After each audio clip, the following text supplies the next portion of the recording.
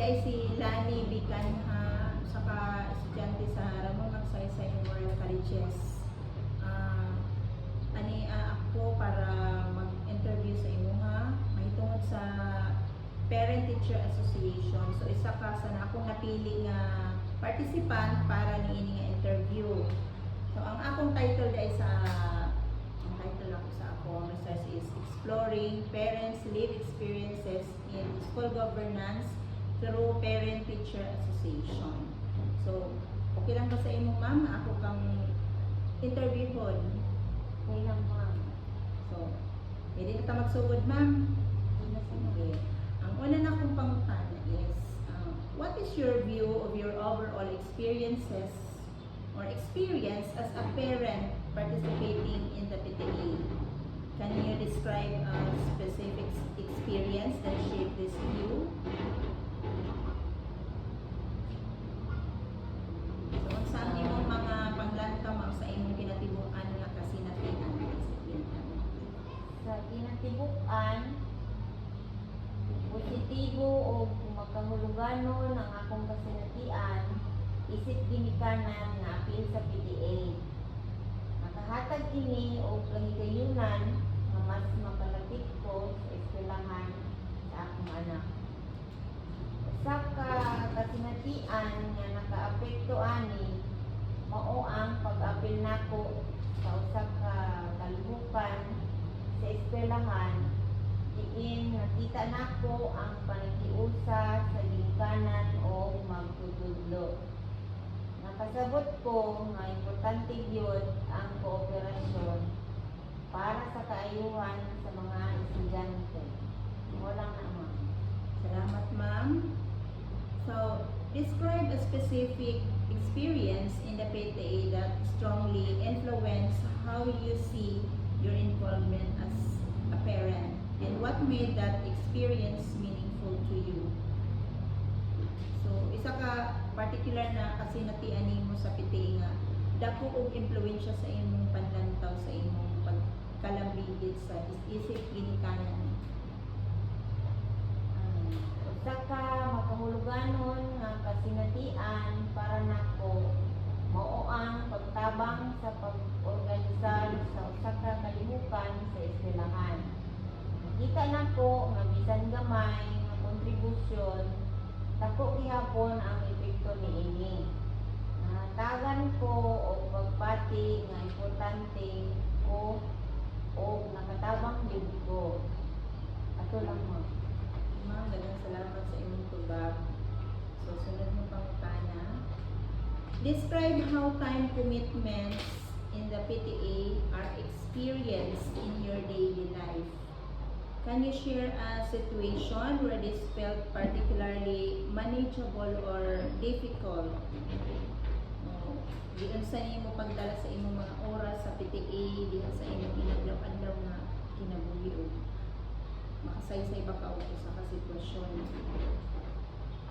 Diyan na may ana o nalistan ka sa pag-manage ni ini. Usahay, lisod ibalanse ang oras para sa PTA sa adlaw-adlaw ng kinabuhi. Labi na kung daghan o responsibilidad. Kapag kung organisado ang schedule, mahimo ka kini nga madala. Adunay ni gayon nga kinahanglan nako usbon ang akong oras.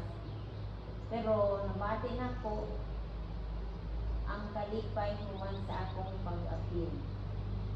Ana lang, ma'am. Okay, daghang salamat, ma'am. Describe your experiences communicating and coordinating with other PTA members or school staff. How did this interaction affect your sense of involvement? So, imong kasinatian nga sa pakig-istorya o pakipagtambayayon koordinasyon sa ubang membro sa PTA o sa staff sa eskwelahan, giunsa nimo ni pag niini nga mga pakikuban sa epekto niini sa imong pagbati sa pakiglambigit kanila?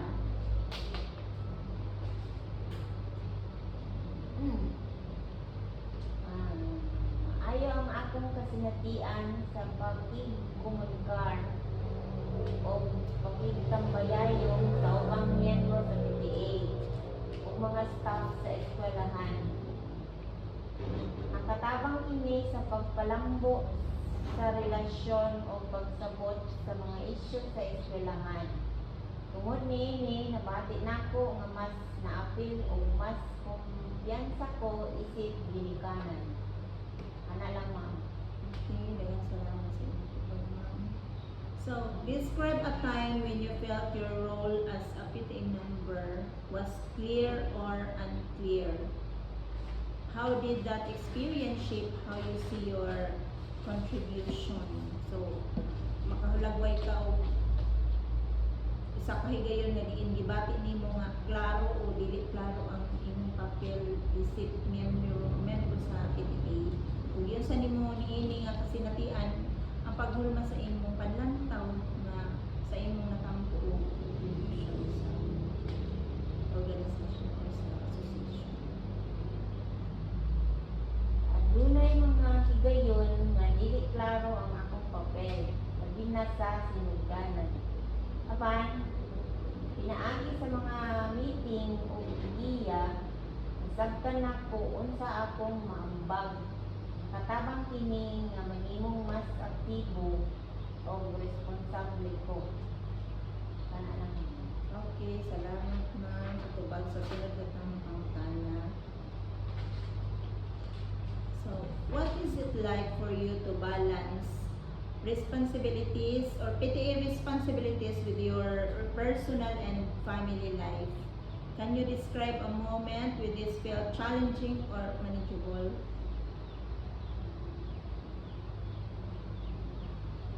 Ang pagbalanse sa responsibilidad sa PTA o pamilya usahay lisod.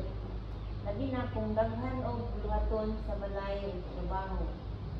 Apan, pinaagi sa husto nga pagdumala sa oras, mahimo kini. Adunay mga higayon nga makapoy o maka-stress apan rewarding gihapon. Kana lang. Maraming salamat ma'am.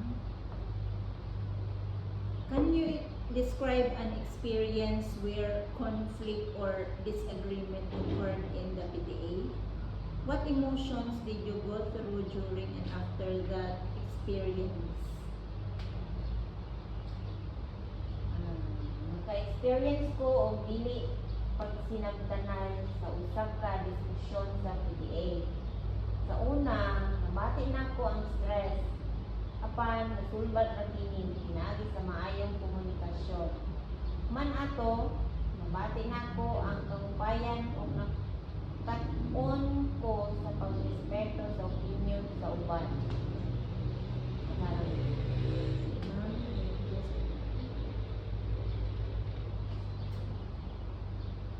Can you describe a time when continuing your participation in the PTA felt difficult? And what did that experience feel like for you? Adunay mga panahon nga lisod ipadayon ang akong partisipasyon tungod sa kagulang sa oras. Nabati nako ang kakapoy o pressure. Apan, giuna-una ang akong kahinungdanon sa pagsuporta sa edukasyon sa akong anak. Napakaidola. Salamat ma'am sa matubag. So describe an experience where you felt you made a meaningful or limited contribution to the PTA, and how did that experience affect you emotionally? Nakatabang ko sa usap ka proyekto sa PTA nga nakapaayo sa kahimtang sa classroom. Nahatagan ko og katong kalipay o garbo kay nakatabang ko sa mga estudyante. Bisan gamay ang contribution, makahuluganon gihapon. Okay, sunod mo pangutanan ma'am. Through your PTA experiences, how has your understanding of being a parent involved in school change over time? And can you describe an experience that led to this realization? So, imo ba na kay kasinatian sa PTA nga yun sa man pag-usab sa imong pagsabot sa kaminungdanon sa pagkaginikanan nga naglambigit sa eskwelahan samtang niagi o nilabay ang panahon. So, makahatag ba ka og example sa kasinatian nga nahimong dala niini sa kaambuhan?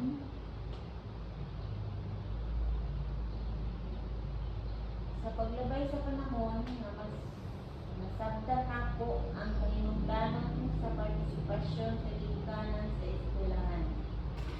Na-realize na ko nga ang aktibong pag-apil makatabang sa development sa akong anak o sa komunidad sa eskwelahan. Yun lang muna. Maraming salamat. Tamang question. So, describe a moment in your PTA involvement where you discovered something about yourself as a parent, and what did you realize from that experience? Pinaagi sa akong pag-apil sa PTA, na-discover na ko nga kaya na ko makatabang labaw pa sa akong responsibilidad sa balay. Na-realize na ko nga daghan pa di ay ko maambag sa edukasyon sa akong anak. Napakay maidugang, ma'am. Wala naman. Sige, sunod ka mga pangutanan, ma'am. When you think about your future involvement in the PTA, how do your past experiences shape how you see your role moving forward?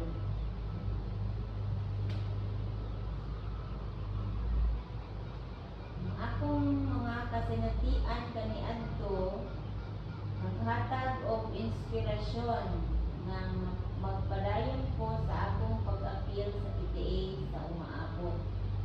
Nakita na ko ang akong kaugalingon nga mahimong mas aktibo o posibleng moangkon og liderato nga papel. Ako ba kayo may duga? Wala. Wala. Sige, daghang salamat, ma'am. Kini ang pinaka last na ko ang pangutana sa inyo, ma'am. So, describe an experience that helped you better understand the challenges or successes of school programs through the PTA.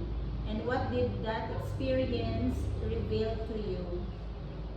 So, ado na kay ihulag ko imong kasinatian nga nagtabang kanimo aron mas masabtan ang mga kalisdanan o challenges o mga kalampusan successes sa programa sa eskwelahan pinaagi sa PTA unsa ang padayag o ipakita ninyo sa kasinatian ninyo. Tat-on ko nga ang mga programa sa eskwelahan adunay mga kalisdanan o kalampusan. Pinaagi sa PTA, kita na ko nga ang panagiusap, makatabang sa pagsulbad sa mga problema. Ipakita niini ang kahinungdanon sa kooperasyon o suporta. Kana lang, ma'am. Daghang salamat sa imong tubag, ma'am, ug daghang salamat sa imong oras.